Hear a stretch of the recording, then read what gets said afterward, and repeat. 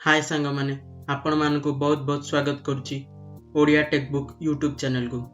आज वीडियो रे मु आपन कहबी आपण केमिति गूगल रु फ्री रे कोर्स करिकि सेथरु सर्टिफिकेट पाई परिबे। तो चलंतु वीडियो स्टार्ट करिबा।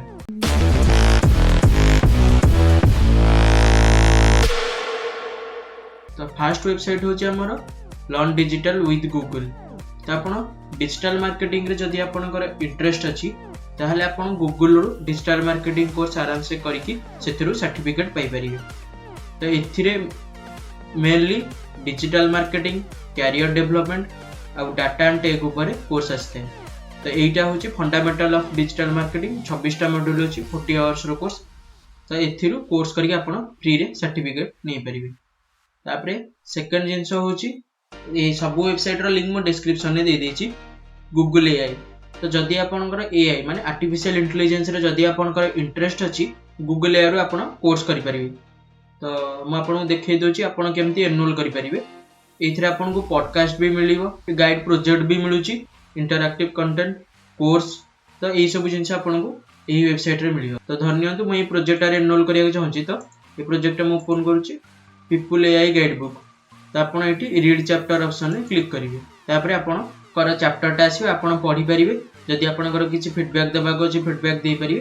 तो एमती ए वेबसाइट रे आपन एआई विषय रे पढि परिबे।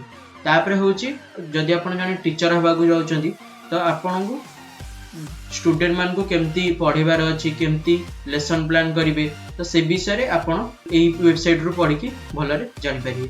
तापरे होची गूगल क्लाउड ट्रेनिंग। तो गूगल क्लाउड रे आपन क्लाउड कंप्यूटिंग ऊपर नॉलेज गेन करि परिबे। क्लेम नाउ ऑप्शन ने क्लिक करिवे। तो क्लेम नाउ ऑप्शन ने क्लिक कला परे आपन गूगल 3 पार्टनर मिलिबे जो पार्टनर को सहायता रे आपन ए कोर्स टी करि परिबे। तो फर्स्ट होची क्विक लैब्स, तापर होची प्लुरल साइट, तापर होची कोर्सेरा। तो क्विक लैब्स रे आपन को 30 डेज पई पूरा कोर्स टी फ्री मिलिबो ओ आपन कोर्स टी 30 डेज पर्यंत ही पढि पारे। 30 डेज पर कोर्स टी फ्री आ रहइबो नै। तापर जदि आपन प्लुरल साइट रे नउछंती ताले आपन को पर मंथ $19 पे करिया पड़ियो। जदि आपन कोर्सेरा रो नउछंती पे करियार अछि। ए फॉर्म टे फिल अप कर दे। आपनकर फर्स्ट नेम लिखिबे, लास्ट नेम लिखिबे, बिजनेस नेम रे आपनकर जदि कोठी काम करना जे आपन स्टूडेंट ताले आपनको कॉलेज ना लिखि परिबे। आपनकर ईमेल आईडी देबे, जॉब टाइटल रे नॉट एम्प्लॉयड लिखि देबे। तापर एठी आपन अदर्स ऑप्शन चूज करि परिबे, मोबाइल नंबर देबे, आपनकर कंट्री एठी सिलेक्ट करिवे। तो ट्रेनिंग प्लेटफॉर्म रे आपन एठी क्विक लैब्स चूज करिवे कारण एबे आपन 30 दिन टाइम अछि आपन आराम से पढि के कोर्स सारि परिबे। क्विक लैब्स रे क्लिक करिके यस ऑप्शन रे क्लिक करिके सबमिट कर देबे। तापर आपन एथिरो आराम से कोर्स करि परिबे।